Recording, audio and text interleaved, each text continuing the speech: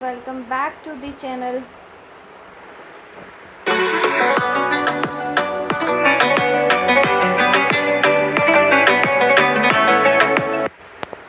Today we are going to start from some important points of partnership firm. यानी अभी तक हमने जो पार्टनरशिप फर्म के कुछ अकाउंट्स बनाने, कुछ कैलकुलेशंस करनी, इंटरेस्ट ऑन कैपिटल डिटरमाइन करनी सीखी थी. आज कुछ इम्पॉर्टेंट पॉइंट्स जो हैं हम डिस्कस करने जा रहे हैं, जो हमें क्वेश्चन सॉल्व करने के पहले पता होना चाहिए. तो फर्स्ट पॉइंट ये रहेगा हमारा कि जब भी हम क्वेश्चन सॉल्व करेंगे तो हमें मोस्ट ऑफ क्वेश्चंस में मेंशन किया जाता है कि जो हमारी कैपिटल होगी वो किस नेचर की होगी. हमें बहुत अच्छे से पता है कि जो पार्टनरशिप फर्म में है वो कैपिटल 2 टाइप्स के नेचर की होती है. First is fixed and second is fluctuating. तो जब मेंशन किया जाएगा कि कैपिटल जो है वो फिक्स नेचर की है तो हम दो अकाउंट्स बनाते हैं, एक कैपिटल अकाउंट और एक करंट अकाउंट. लेकिन जब क्वेश्चन में मेंशन किया जाएगा कि कैपिटल आपकी फ्लक्चुएटिंग नेचर की है तो हम एक सिंगल अकाउंट बनाते हैं जिसे हम कैपिटल अकाउंट बनाते हैं कहते हैं. ठीक है, इतना हमें बहुत अच्छे से पता है.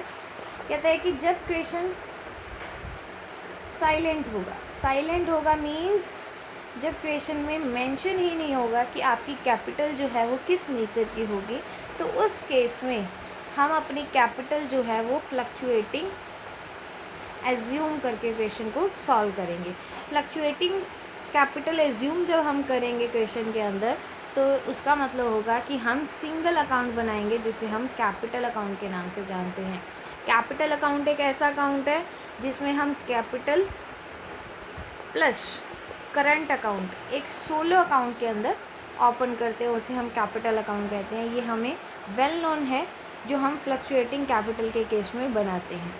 तो ये आपका सबसे पहला इम्पॉर्टेंट पॉइंट रहेगा कि क्वेश्चन जब आपको मेंशन करता है कि किस नेचर की कैपिटल है तो उस अकॉर्डिंग हम अपने कैपिटल अकाउंट बनाएंगे. अगर फिक्स है तो दो तरह का अकाउंट बनेगा, एक कैपिटल अकाउंट और एक करंट अकाउंट. लेकिन अगर आपकी कैपिटल फ्लक्चुएटिंग नेचर की है तो आप सिर्फ कैपिटल अकाउंट बनाएंगे. लेकिन अगर क्वेश्चन क्या है, साइलेंट है, तो उस केस में हम सिर्फ फ्लक्चुएटिंग कैपिटल मानकर सिर्फ और सिर्फ कैपिटल अकाउंट ही जो है वो बनाएंगे. क्यों? क्योंकि साइलेंट के केस में हम डबल लेबर जो है वो नहीं करेंगे दो अकाउंट की, इसलिए हम उसे फ्लक्चुएटिंग मान के एक सिंगल अकाउंट बनाएंगे जिसे हम कैपिटल अकाउंट कहते हैं. तो ये पहला इम्पोर्टेंट पॉइंट रहेगा अकाउंटिंग ऑफ पार्टनरशिप फर्म में. आई थिंक आपको फर्स्ट पॉइंट जो है वो बहुत अच्छे से क्लियर हो गया होगा. Now move on towards second important point, that is charge versus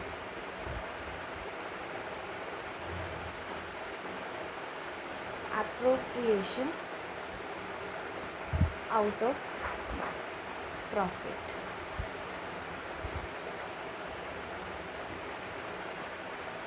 जितनी कॉम्प्लेक्स ये हेडिंग है charge versus appropriation out of profit, उतना ही इजी क्या है इसका एक्सप्लेनेशन है, यानी इसका सॉल्यूशन है. देखिए, चार्ज अगेंस्ट प्रॉफिट कौन सी ऐसी आइटम्स होती है जो हम प्रॉफिट के अगेंस्ट चार्ज करते हैं.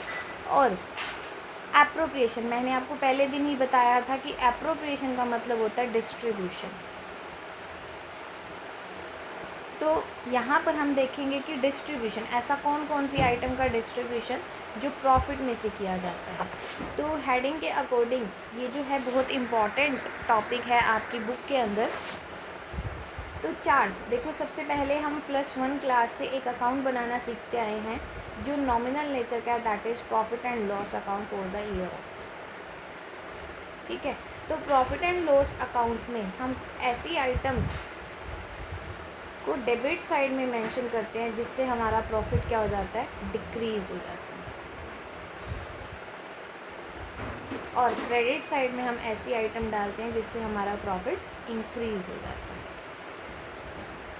अकाउंटेंसी की लैंग्वेज में अगर समझाऊं तो जितने भी एक्सपेंसेस होंगे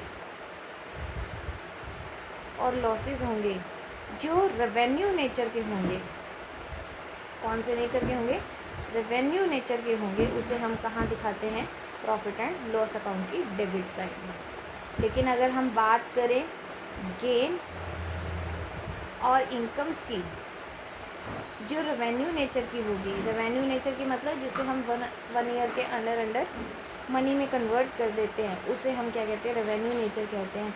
उसे हम कहाँ दिखाएंगे, प्रॉफिट एंड लॉस की क्रेडिट साइड में दिखाएंगे। ठीक है, तो ऐसी कौन सी आइटम है जो हम प्रॉफिट एंड लॉस अकाउंट से चार्ज करते हैं, यानी आउट ऑफ प्रॉफिट चार्ज करते हैं, और ऐसी कौन सी आइटम है जो हम एप्रोप्रिएशन आउट ऑफ प्रॉफिट करते हैं।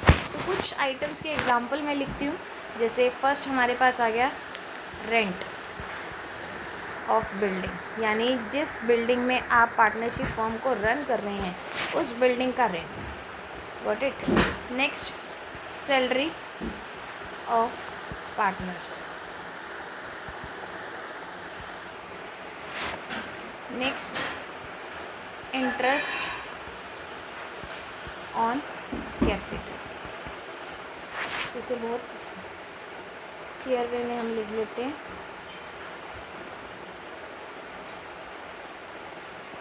तो फर्स्ट आइटम हमारी, हम जस्ट एग्ज्यूम कर रहे हैं, जैसे रेंट हो गया बिल्डिंग का, इंटरेस्ट ऑन कैपिटल हो गई पार्टनर्स की, सैलरी ऑफ पार्टनर्स हो गया, इंटरेस्ट ऑन लोन हो गया। सपोज़ हमने ये 4 आइटम्स जो हैं वो मेंशन कर दी। अब इन 4 आइटम्स में ऐसी कौन सी आइटम्स है जो आउट ऑफ प्रॉफिट चार्ज होगी, यानी अगेंस्ट प्रॉफिट चार्ज होगी, और कौन सी एप्रोप्रिएशन आउट ऑफ प्रॉफिट होगी। तो रेंट ऑफ बिल्डिंग जो है ना, रेंट ऑफ बिल्डिंग वो आपको जो है वो हर हाल में पे करना ही होगा। क्यों पे करना होगा, चाहे आपकी फर्म कुछ भी अर्न ना करे, जो ओनर होगा बिल्डिंग का वो आपसे रेंट जो है वो चार्ज करेगा ही करेगा। उसे कोई मतलब नहीं होगा कि आपकी जो फर्म है वो प्रॉफिटेबल है या लॉस में जा रही है। तो ये ऐसा खर्चा जो आपको हर हाल में करना ही करना पड़ेगा पे, उस खर्चे को हम कहाँ से चार्ज करते हैं, प्रॉफिट एंड लॉस अकाउंट से चार्ज करते हैं। और सेकंड हमारे पास आई थी item, that is interest on capital. अब इंटरेस्ट ऑन कैपिटल जो है वो हम कब देते हैं, वो हम देते हैं जब हम profit and loss appropriation account करते हैं। अच्छे से पता है हमें। तो profit and loss appropriation account में हम इंटरेस्ट ऑन कैपिटल क्या करते हैं, चार्ज करते हैं। लेकिन profit and loss appropriation account में इंटरेस्ट ऑन कैपिटल तब चार्ज किया जाएगा जब वो फर्म जो होगी वो प्रॉफिटेबल कंडीशन में होगी। किसमें होगी, प्रॉफिटेबल कंडीशन में होगी, तब वो इंटरेस्ट ऑन कैपिटल जो है वो पार्टनर्स को पे करेगी। नेक्स्ट आइटम जो है हमारे पास सैलरी ऑफ पार्टनर्स, सेम है। ये भी तब दिया जाएगा, प्रॉफिट एंड लॉस एप्रोप्रिएशन की आइटम है, ये भी तब दिया जाएगा जब फर्म क्या होगी, प्रॉफिट कमा रही होगी। अगर लॉसेस हो रहे हैं फर्म को तो वो सैलरी ऑफ पार्टनर्स नहीं देगी। लेकिन नेक्स्ट है हमारे पास इंटरेस्ट ऑन लोन।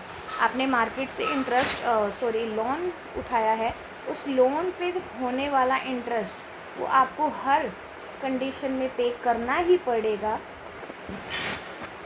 और ये कहाँ से चार्ज किया जाएगा, अगेंस्ट प्रॉफिट चार्ज किया जाएगा, यानी प्रॉफिट एंड लॉस अकाउंट में ये आइटम जो है हम शो करते हैं डेबिट। ठीक है, तो ये प्रॉफिट एंड लॉस अकाउंट में। तो हमने आज क्या सीखा, सेकंड पॉइंट, कि ऐसे कौन से एक्सपेंसेस हैं जो अगेंस्ट प्रॉफिट होंगे या फिर एप्रोप्रिएशन आउट ऑफ प्रॉफिट होंगे। तो एप्रोप्रिएशन आउट ऑफ प्रॉफिट वो तभी होगा जब फर्म प्रॉफिटेबल कंडीशन में होगी, अदरवाइज़ ऐसी कोई भी आइटम एप्रोप्रिएशन में नहीं आएगी।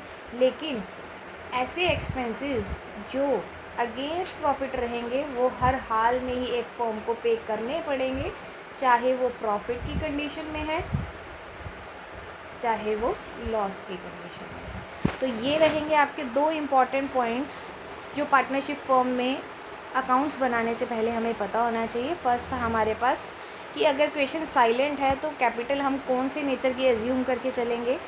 और सेकंड हमारे पास रहेगा कि ऐसा कौन सा चार्ज है जो अगेंस्ट प्रॉफिट होगा या एप्रोप्रिएशन आउट ऑफ प्रॉफिट होगा। तो ये हमने सीखा, अगर अगेंस्ट प्रॉफिट है तो हर हाल में हमें वो चार्ज जो है वो पे करना पड़ेगा, चाहे फर्म प्रॉफिट की कंडीशन में है चाहे लॉस की कंडीशन में है। लेकिन अगर कोई खर्चा एप्रोप्रिएशन है तो वो हम तभी पे करेंगे जब वो फर्म होगी प्रॉफिटेबल कंडीशन में। I hope you understood the whole topic. If you have any doubt please let me know about your doubt in the comment section of the channel. Otherwise please don't forget to pray for everyone. See you in next video with the new topic, that is interest on drawing in partnership firm.